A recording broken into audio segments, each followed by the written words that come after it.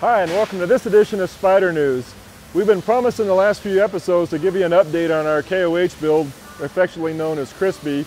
So this episode, I think we'll dedicate the entire episode to an update on where Crispy's at now. So I'm standing here in front of Crispy, and you're probably saying to yourself, this looks like a lot more like a trail rig than it does a race car, and that's by design. There's a couple reasons we did it this way. First of all, we're an aftermarket armor company. We build armor for Jeeps. We thought it was very important that we'd be able to display our parts on our race car. We're also the official armor of King of the Hammers, which makes it even more important that we have something we can put our armor on.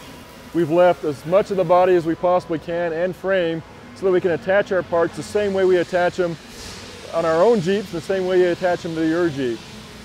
Also, when this is retired from racing, it'll be my trail rig, so we'll put glass back in the windshield, put a license plate on it, and I'll be able to take this to Moab or the Hammers and have a great time in it.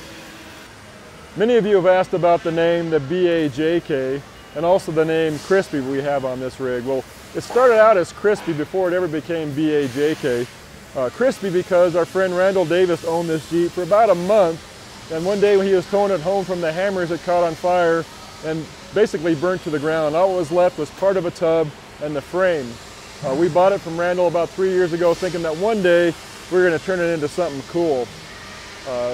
When this year's race car sold, we decided we needed to build something for the 2014 season, and that's when we came up with the concept, the BAJK, which stands for the Badass JK. Our idea was to build the most badass JK ever built, and looking at it now, it looks like it's well on the way to being that. Even though this looks like a Jeep on the outside, it's all race car on the inside. It's a race car wrapped in Jeep's clothing, so to speak.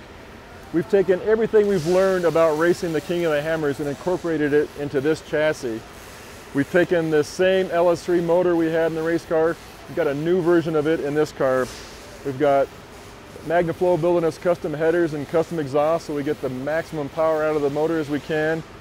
We've got the same Cole-Hain Turbo 400 race transmission we're putting in this thing, the Atlas transfer case, the JE reel drive lines, the Rock Jock 70s that we had such great success with, Motive gears, Detroit lockers, BF Goodrich tires, Fox shocks, the FK rod ends, the rigid lights, the Mastercraft seats, the Warn winch. All these things worked great in our last car, and we've incorporated them into this car. The things that we changed were minor. We've changed the link location and the shock location, which should give us much better shock travel. The putting shocks in the suspension links is no secret and it's nothing new. Moving them to the upper link is not that common. And what that does for a rock crawler is it gets the link up out of the rocks where it's bound to come in contact with the rocks and potentially take you out of the race, and move the shocks to the upper link. The lower link is a great place to put shocks if you're in a trophy truck, not such a good place to put shocks if you're in a rock crawler. So something that we're trying that hasn't really been done that often before. There's a few cars out there with it that seems to be having some sort of success with it, so we're hoping that it works as well for us.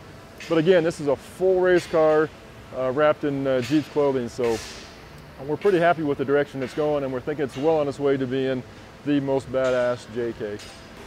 So that kind of brings you up to speed. This is where we're at as of late November. We've got less than 80 days to finish this car, test it, tweak it, and then re-prep it and get it ready for King of the Hammer. So a lot still to do. Still got to get Donnie in here from American Wiring Harness to rewire the thing, or to wire the thing. Still got to get G&J to provide the plumbing parts for us. A lot of metal work or interior work we still got to get done. Ton of work, but you can follow our progress on Pirate 4x4, JK Owners, and JK Forum. We've got threads on all those. And of course, you can always watch us here on Facebook. Again, thanks for watching.